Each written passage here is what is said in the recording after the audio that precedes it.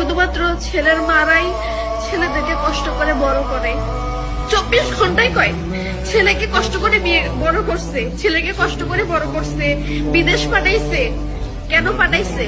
কেন কষ্ট করে বড় করছে? আশা ছিল ছেলে একদিন ইনকাম করে খাওয়াবে। কিন্তু মেয়ের বাবা মারা কোনো আশা করে যে মেয়ে একদিন খাওয়াবে?